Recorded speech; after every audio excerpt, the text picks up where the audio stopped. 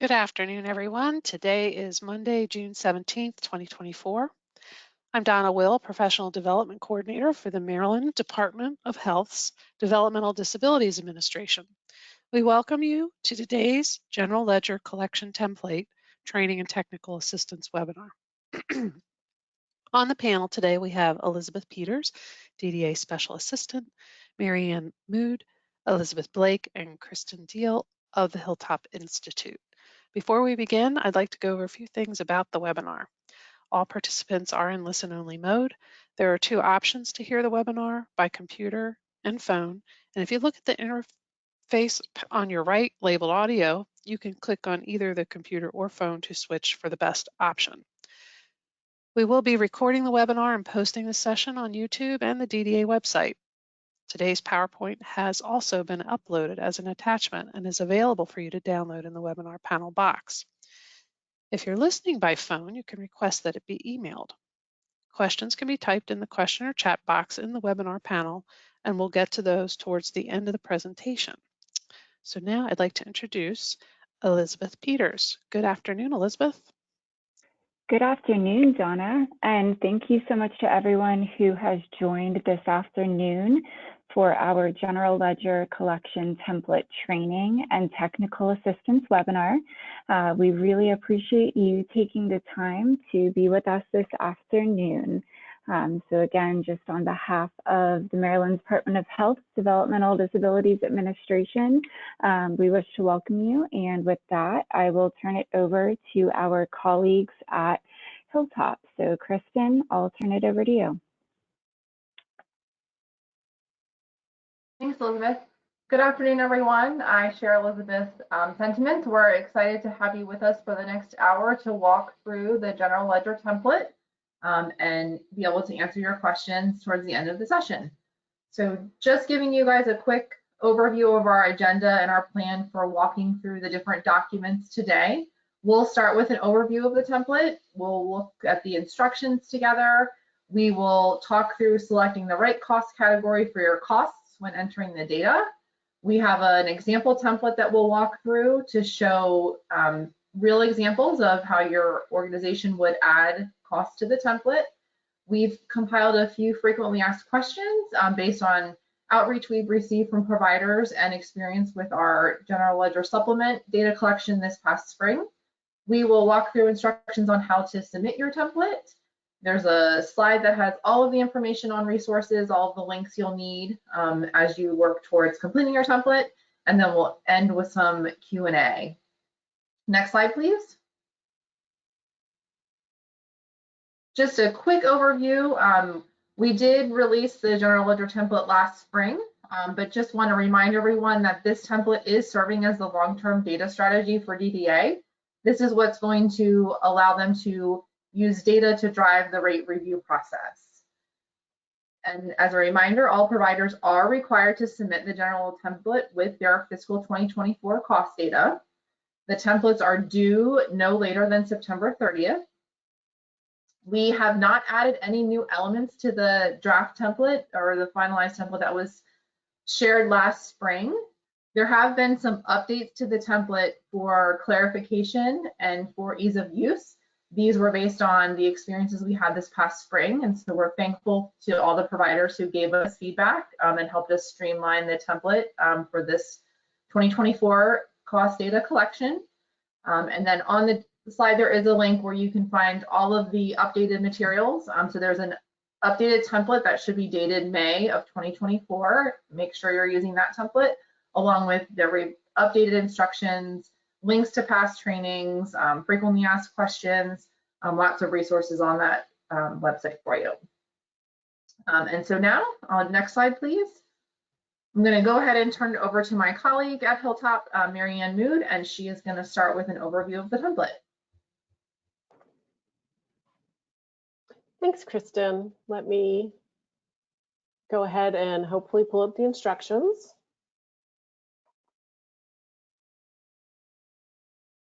And can everybody see a Word document that has the Department of Health and the Hilltop Institute logos at the top? Yes. Perfect. So I'm Marianne Mood. I've been working with the DDA rate process for almost 2 years now. So I wanted to take the time today to walk through the instructions for the general ledger template, and we'll also take a look at the general ledger template itself. I know many of you, maybe you've joined us for some of our previous trainings, so hopefully this looks familiar. We have made every effort to update some of the documents in terms of ease of use, as Kristen had mentioned. And one of the things we did was shorten the instructions on the actual template tab and do a little bit of reorganization in the separate instructions document that I have pulled up right now.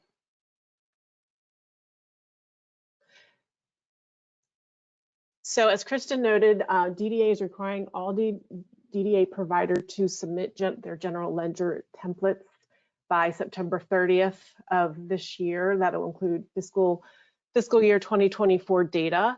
As I have the instructions pulled up, there is a brief purpose of the general ledger template up at the top, and the bottom line is the purpose is to make sure that DDA rates for traditional Medicaid waiver services are data driven. The data that's going to be collected is going to be collected by cost categories, and those are shown on the screen. The 7 cost categories that the data will be collected for are the direct support professionals, their wages, employment-related expenses, program support, facility, transportation, training, and general and administrative costs.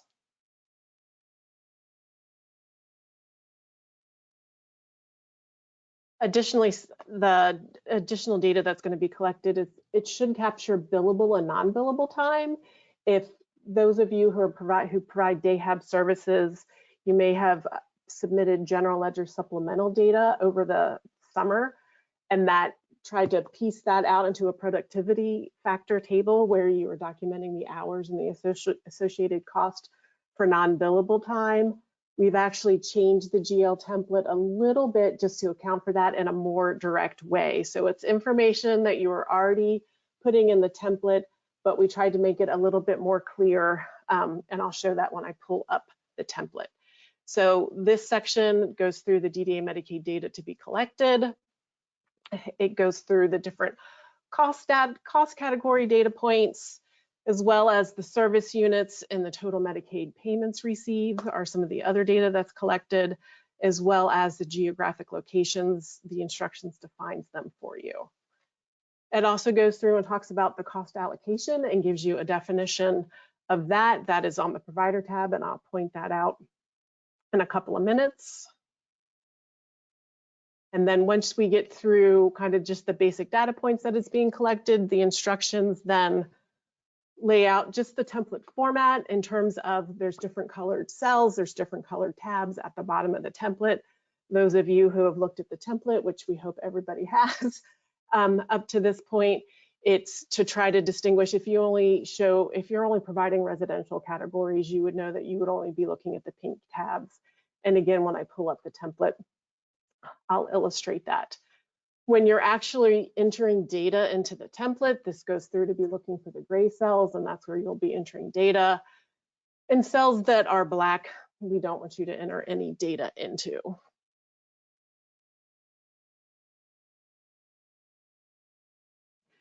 The next section on the instructions are just general instructions. So this goes through and it talks about the provider information tab, and it gives some of the definitions of the items that are being collected on the provider information tab.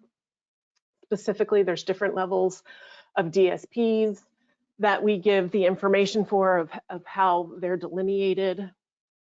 We also are requesting full-time employee and part-time employee staffing patterns on that tab. And then the next tab in the instructions, again, since this is just an overview, are the cost categories, and the cost categories are defined on that tab in the template.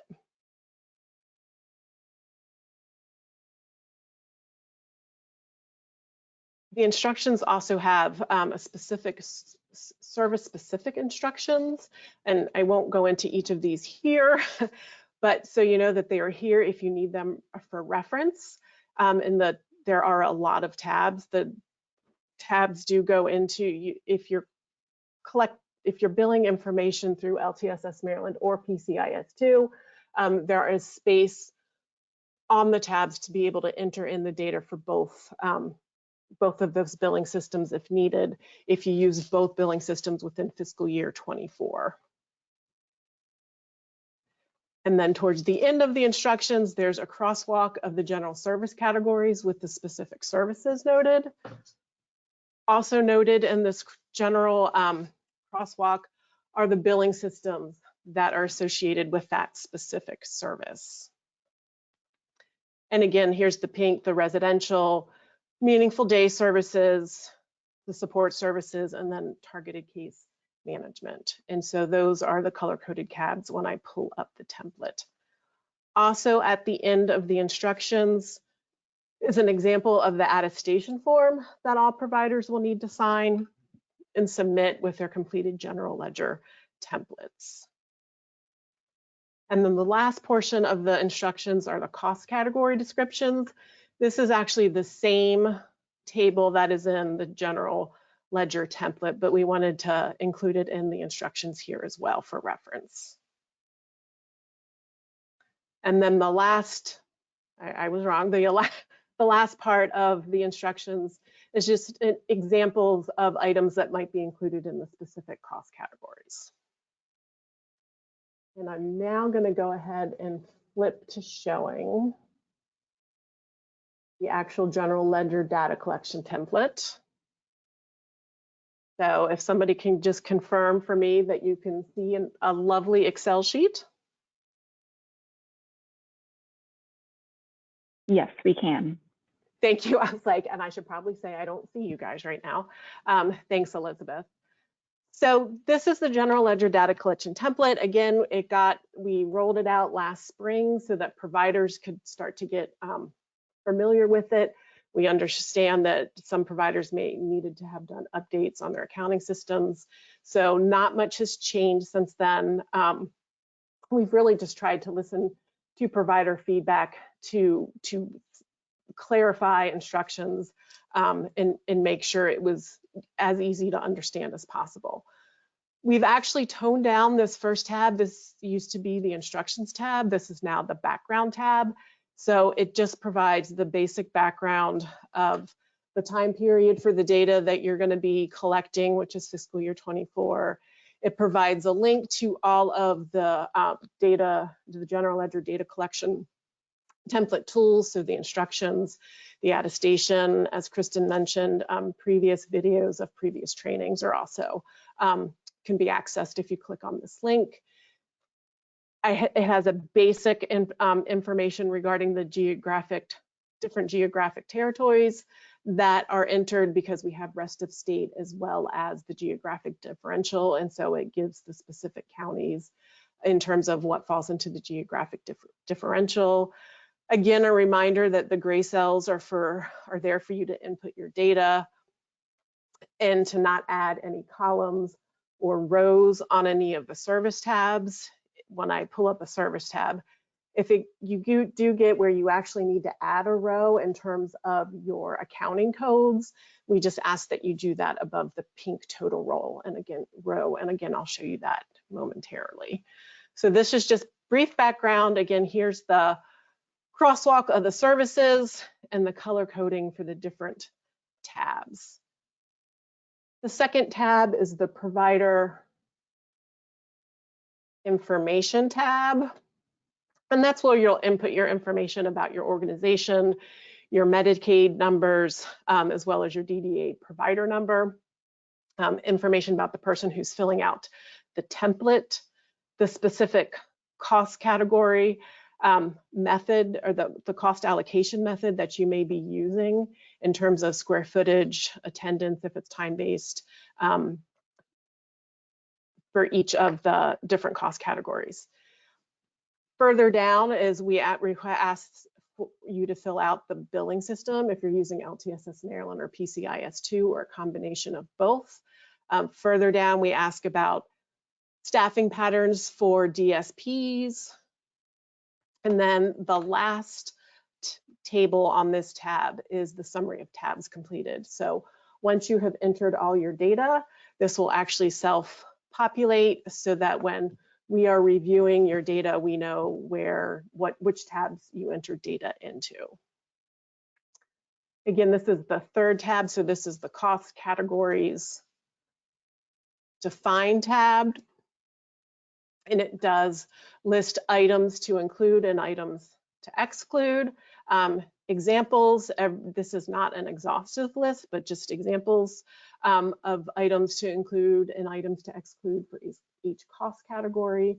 If you have specific questions regarding a specific cost point, please reach out to Hilltop and we can certainly answer your question via email or schedule a call to get on with you. So this is just an example of one of the services tabs. This is actually residential services. And so here is all of the cost categories, direct care staff, employment related expenses.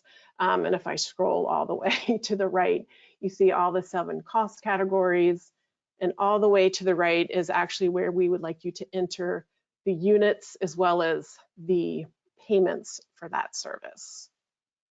I had mentioned earlier, so here's the, when you're entering your information, if you need to insert an extra row, you would just do it, again, above these pink totals. And here you would enter the accounting code as well as the code description. The accounting code description is very important, so we have a check on what that accounting code actually is. And that is because different providers could be using different accounting systems. So there's not standardized accounting codes or code descriptions. So that's why we need to have both. And a little bit different between this and what was rolled out in spring is just the hours provided for that service for DSPs, as well as then hours provided, and this is specific to the DSPs, is for employment related expenses, program support, training, and transportation. So that's very similar to the general ledger supplemental data for those of you who provide DAHAB services. It is essentially that productivity table that was at the bottom of the GLS over the summer, and it's actually just been incorporated into the columns up at the top. The last thing that is on the tabs, each of the service tabs, is some method of counting participants, and that may look a little bit different depending on the service that you're entering data for. And one other final just addition is we put a space on each tab if you as the provider needed to put in some information. For us, that is important to us to know when we are reviewing your data. And with that, I am actually going to go ahead and turn it over to my colleague, Elizabeth, to walk through an example of a completed general ledger template.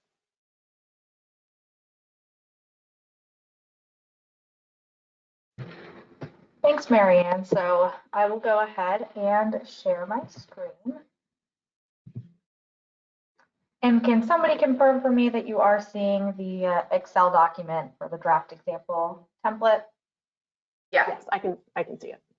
Okay, perfect. So yes, thank you, Marianne, for that. That's very helpful for the information in this template. My name is Elizabeth Blake and I'm with the Hilltop Institute. And today my goal is to just show you a quick example of a fictitious template using 3 meaningful day tabs. And we're going to be using a percentage of time cost allocation method today. So while I'm showing this example on meaningful day tabs using DAHAB services, this allocation method can be applied to any of the service tabs that your organization may need to use. And just as a small disclaimer before we dive in, the expenditures, payments, hours, units, and accounting codes, these are all hypothetical, and they've been put together after reading a bunch of general ledger supplemental templates. So we've kind of incorporated those using examples of accounting codes and descriptions that would fall into certain cost categories. So this document here should not be used as a benchmark when you're completing your template, because your template may or may not look similar to this. But the important aspects like the cost categories should be similar to what you all will enter into your own templates. So Mary Ann did a great job of going over this, this tab here, the provider information tab. One thing that I want to highlight just for the purpose of this example template, when it gets closer to it being time for you to fill in yours, you may come back to this and reference it. And we wanted to make sure that we were really clear on how this template was put together. So we have included a very, very basic example of a percentage of time allocation for our cost categories. So for each of the cost categories, we've just included it there so that you remember what we used and how we used it.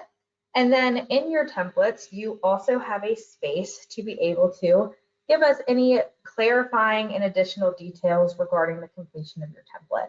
This is going to be really important for us as reviewers. The more detail that we have regarding how you've completed your template, the better we're going to be able to assist you if we have questions. And it's just going to be really helpful for when we are reviewing your data. So for example, in this example template, we are saying that the Bluefinch, which is what we have named our fictitious organization, all of our meaningful day services are provided in the same facility. So we have 50 DSP2 employees and all of them make $18 an hour. So over the course of the fiscal year, 30% of their hours were provided in DayHab one-to-one, 45% of their hours were provided in DayHab small group, and 25% of their hours were provided in DayHab large group. So because of this, this is why we did this percentage allocation for all of our costs across the 3 service tabs.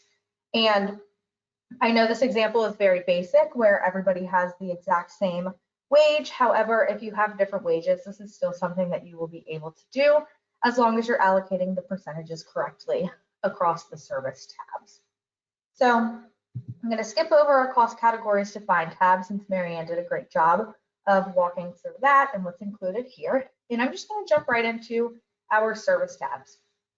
So as Mary Ann stated, we have not really changed anything in these tabs except for the fact that we are now asking for hours for employment-related expenses specific to DSPs, for program support, training, and transportation. So we have these hours columns here, and that's the only thing that's going to be new.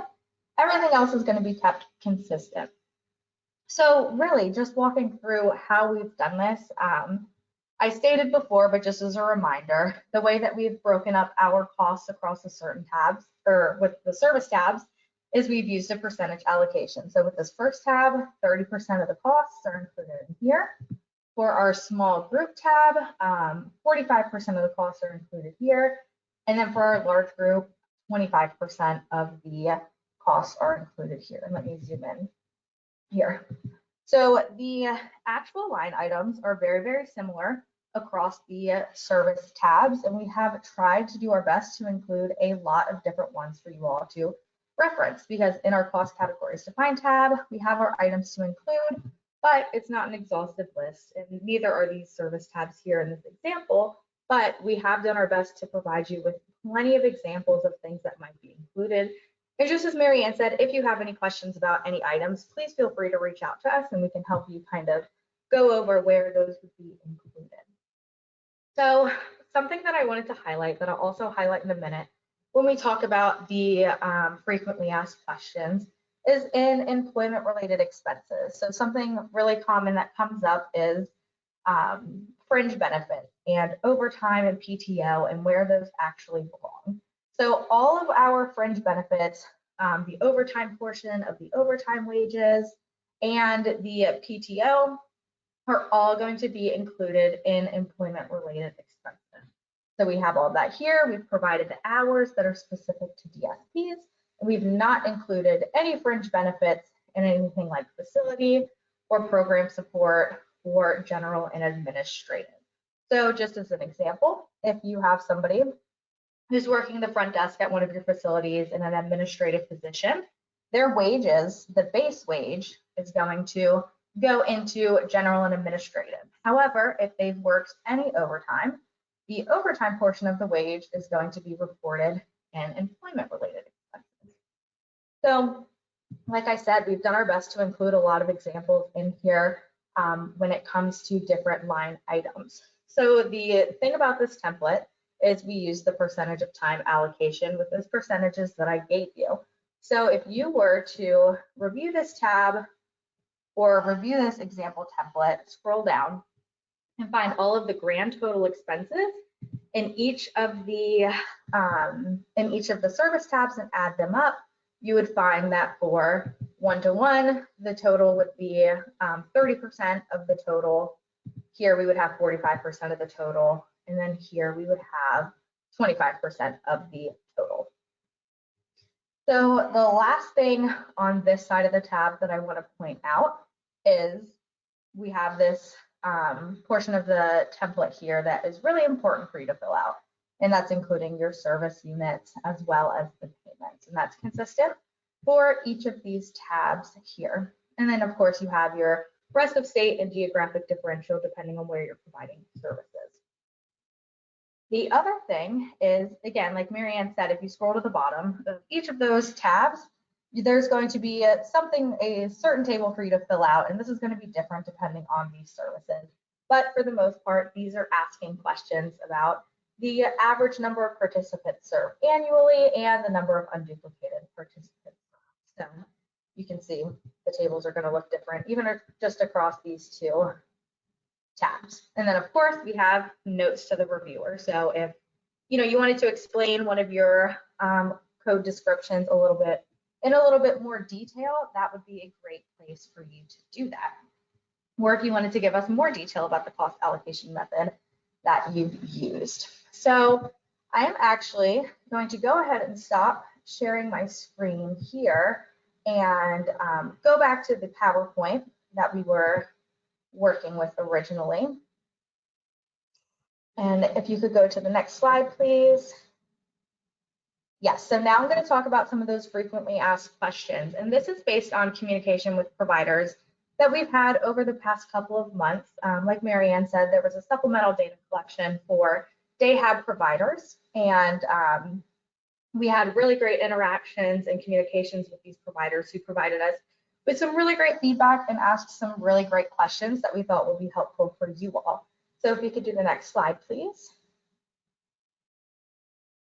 So just like I said, I was going to come back to this when we're talking about fringe benefits. And the two questions on this slide really do go hand in hand. But starting with this first one is, in what cost category do I add fringe benefits for different types of staff? So for our DSPs, supervisors, any administrative employees. And the answer here, like I said in the template, is fringe benefits for all employees should only be reported in the employment-related expenses cost category. Something common that we saw before we were speaking with providers was people were spreading out the fringe benefits across the different cost categories instead of reporting all of them in the aggregate in the employment-related expenses. And the reason that we're asking for this is if you actually look at our cost categories defined tab, this is the definition of what should be included. So ERE covers the costs incurred in the employment of all staff. So when you think of ERE, just think that it relates to all of the staff that are employed. And the second question here, in what cost category do I add PTO? In the overtime portion of overtime wages for different types of staff, DSPs, supervisors, or administrators, it's the same answer. So PTO in the overtime portion of the overtime wages should only be reported in the employment-related expenses cost category. So like I said, if you have an administrative worker and their wages are being reported in general and administrative, but they end up working overtime, the base wage is going to stay in general and administrative, and then you're going to pull out the overtime portion of the overtime wage and report it in ERE. And in your code description, just let us know that this is for G&A employees. And the same thing for PTO. So this benefit is just going to stay in the employment-related expenses cost category for all employees. And then if we can go to the next slide. So one of the last questions, which I thought was a fantastic question and kind of what prompted us to make this new example template showing what a cost allocation method may look like, was because providers were coming to us and saying, how do I separate out the DSP time for those who provide direct care for multiple different services? And the answer is just really broad. It's use a cost allocation method. So we've listed a couple examples in the example template as well as the template itself. But if you have an approved cost allocation method that you use for your audited financials and your cost reports, that is very acceptable to use in this case as well. As long as you just give us a description and tell us how you're doing it, that's going to be extremely helpful for us, especially if you have questions about how you should do it when we're looking at your template. If you give us as much detail as possible, we can go ahead and answer questions a little bit better. So just like for the example template, I've included a really, really basic table here as just a little example. So we use the percentage of time that a DSP spends in each service to allocate their time and costs across multiple service tabs. So we have that the DSP's total time in hours was 2,000 and making $18 an hour. Their yearly wage was 36,000, and then they accrued $1,440 worth of PTO. So using this 30%, we know they provided 30% of their time in day hab 1-to-1, 45% in small group, and 25% in large group. We just used this percentage to do 30% of their wages, time, and PTO to report in each service tab. So for 1-to-1, 30% of the $36,000 in their total wages, 10,800, 30% of their hours, 600 of those hours, and then PTO, $432 worth of accrued PTO, and that just comes from 30% of that 1,440.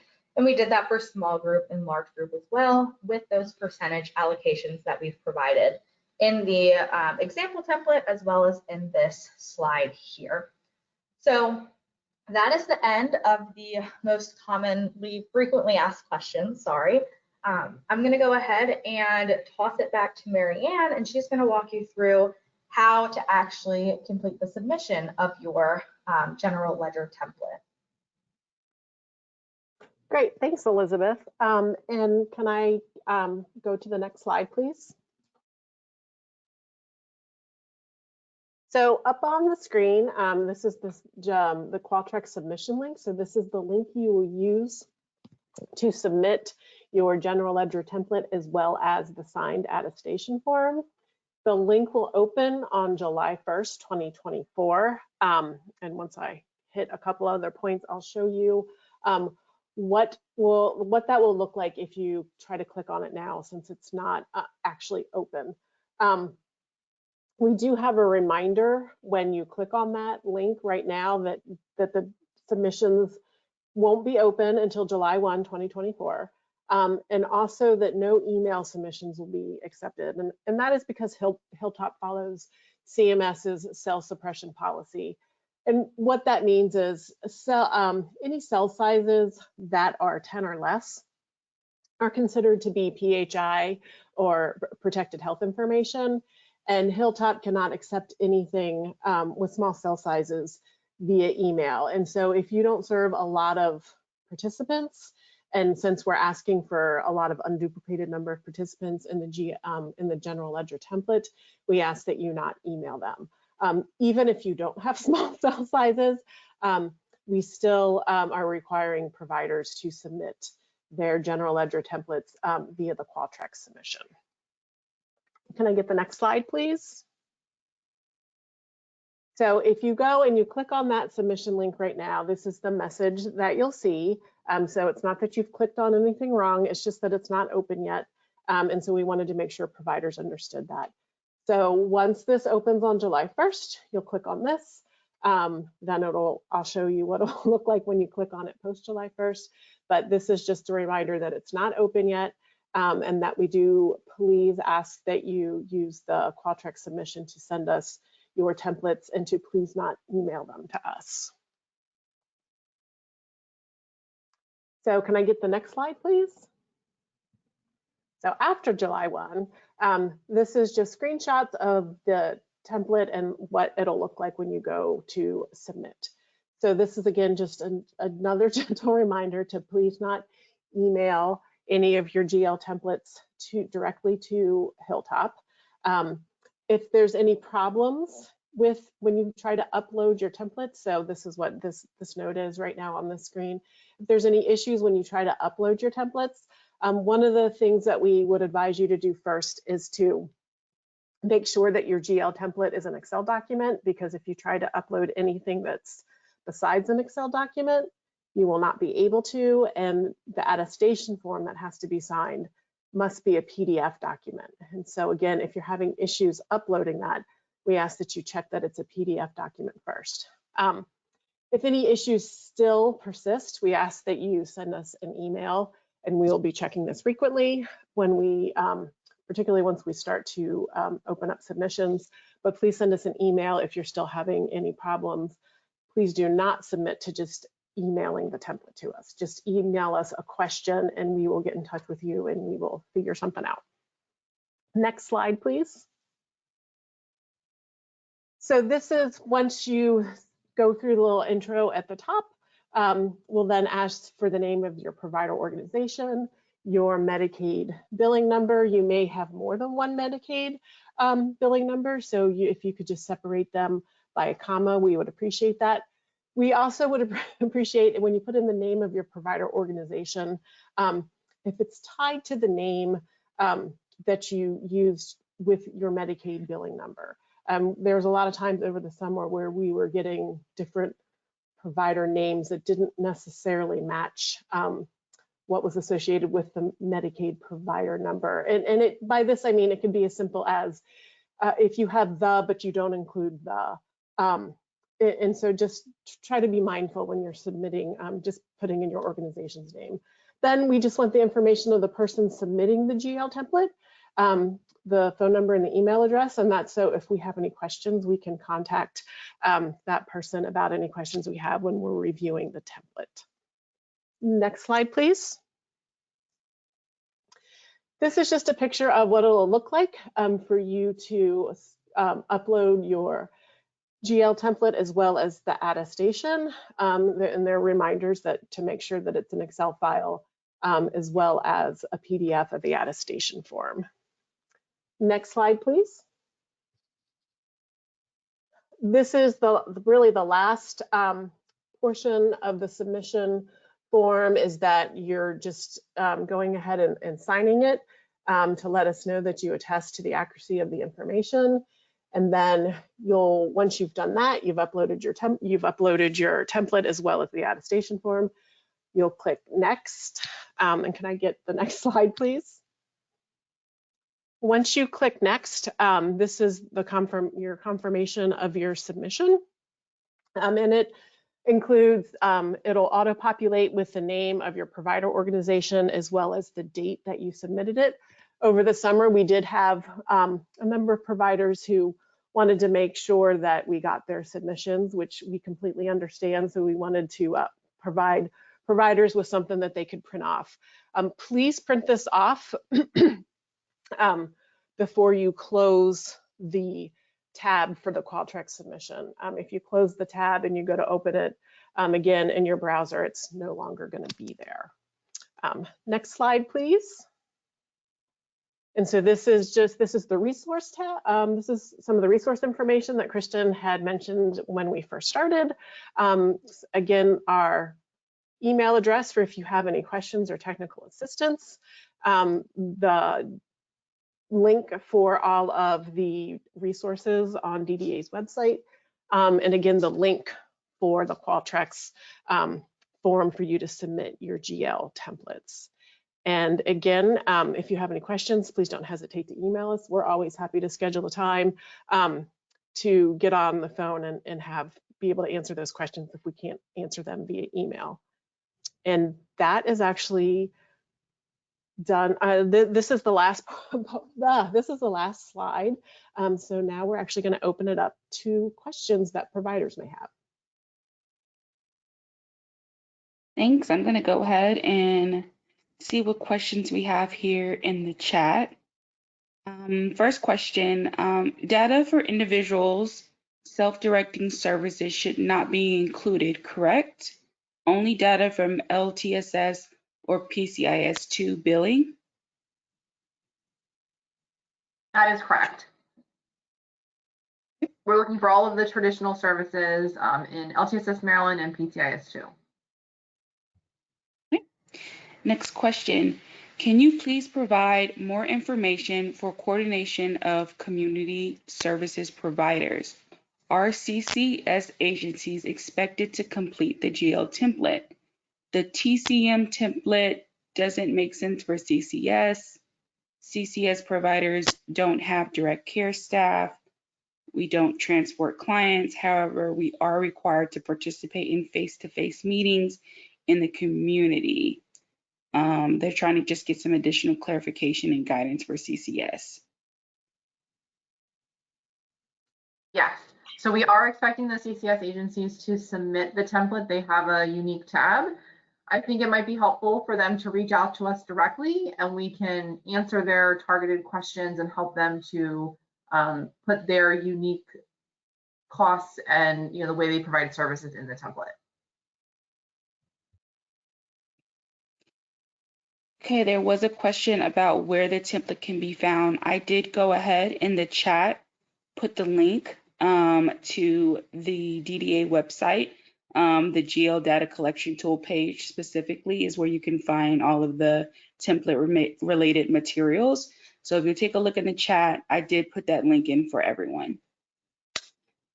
Next question is, since this report is due September 30th, and most, if not all providers will not have completed their audit, how will any adjustments to the GL be recorded in order for both reports to match?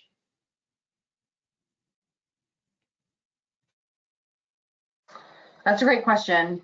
We've had some discussions with the provider community, and based on DDA's needs and timing of this data, we're asking that the general ledger template be completed to the best of your ability by the end of September, and you'll sign the attestation form.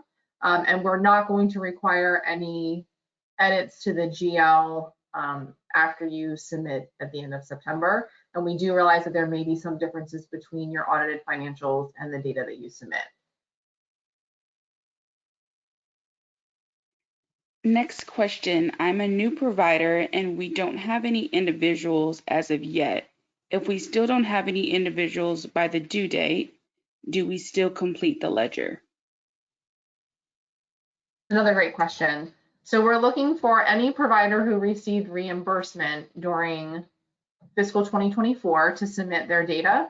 So if you are a registered provider but you haven't served any individuals, you would not be required to submit a template in September. If you have non-DDA funded clients that are mingled into CDS groups, how are those wages/fringes reported, or are they just left off the GL report? That's another great question. So we are looking at this time just to collect data on your Medicaid costs and Medicaid reimbursement. So if you have funding from other sources, that would not be included. The cost for those services and then the reimbursements for those services would not be included in your template.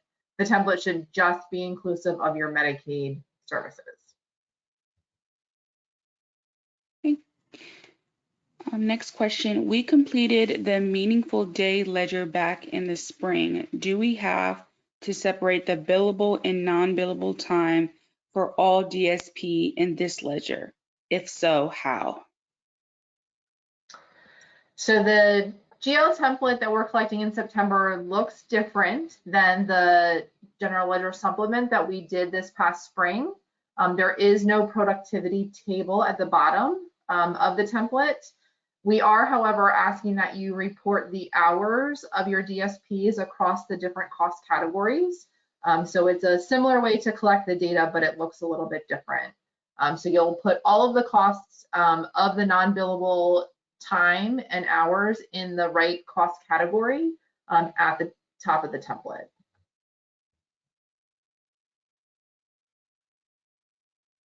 Question, our agency is only providing follow-along supports. Are we required to complete this template?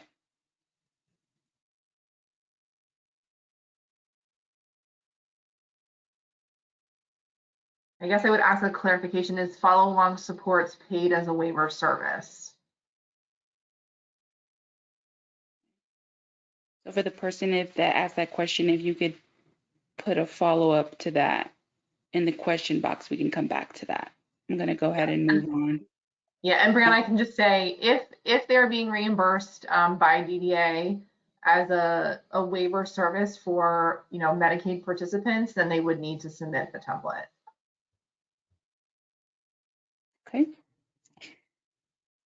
All right, next question. As a residential provider, we have 30 plus Medicaid numbers. Do you want all of these listed in the one cell? Question, separated by commas.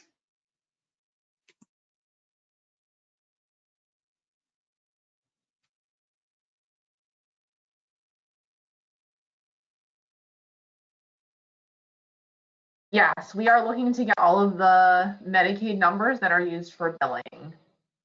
So if they could include all of those, that would be great.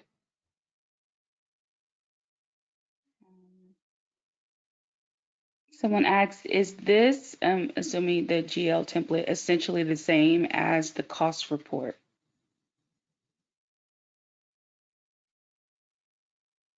The general ledger template and the cost report are different. And so you'll want to make sure that you download the GL template and take a look, because we are collecting cost data in a very different way.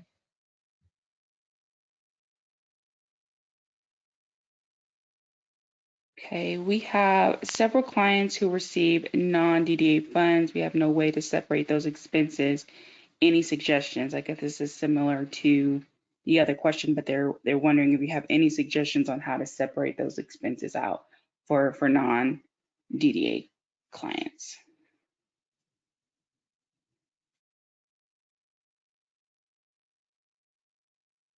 Our suggestion would be to use a cost allocation method if possible.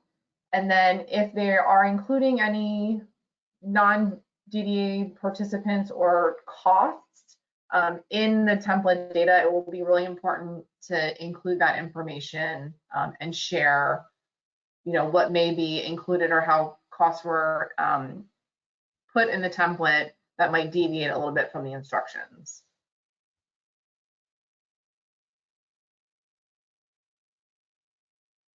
Next question is a CNA considered a DSP3?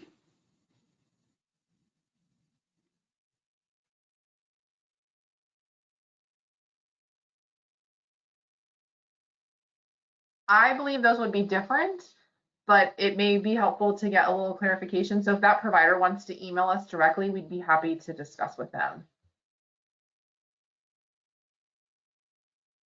Next question, are you going to share the completed mock GL template and slides? So the link that is provided in the chat of this webinar, that'll take you to our GL data collection tool page on the DDA website. And there you will find the template, the example template that we went through, the instructions, and we can definitely, I think at this deck, you'll find in the handouts of this webinar, you'll find the complete slides that we went through today as just a PDF that you can download. Next question is, do we record the recoupment that we had to repay?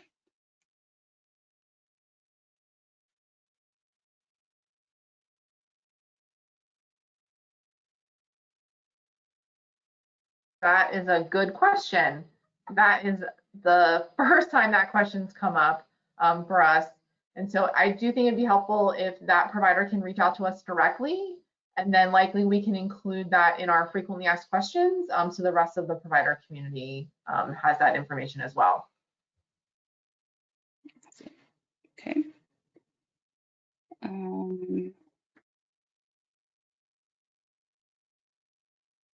So another question was, how often do we have this session? We are having another GL training session on June 27th from 12 to 1 p.m. Eastern Time. You can definitely register. That is the only other session that we have scheduled as of now to provide any, to kind of walk through the similar materials. It'll be the same session that we went through today. But if you do need some kind of one-on-one help for your specific scenarios, please feel free to reach out to Hilltop via email, and they can be able to help you one-on-one.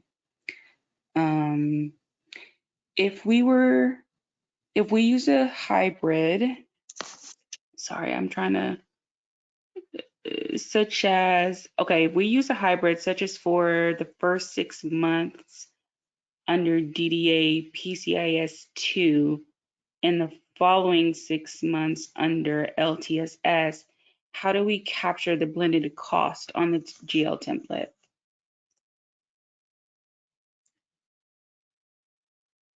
So the GL template does have the ability for you to capture the costs for the different systems. And so you would want to incorporate those costs for the first half of the year in the PCIS 2 section and the second half of the year in the LTSS Maryland section. And so any service that crosses the two systems will have the breakdown for you to provide it separately.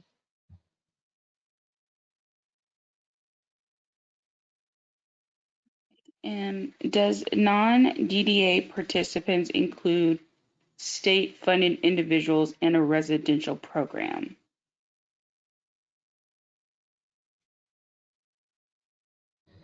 Yes. The state-funded individuals should be excluded.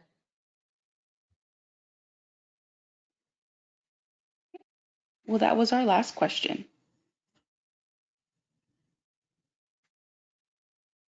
Great. Well, thank you all so much for joining this afternoon's webinar. As we mentioned earlier, this session has been recorded and will be posted to the DDA website as well as to the DDA's YouTube. The handout with the slide deck that was presented here, as Brianna mentioned, is in the handout section of the webinar, and that will include all of the necessary links, including where this training is located, as well as where to submit.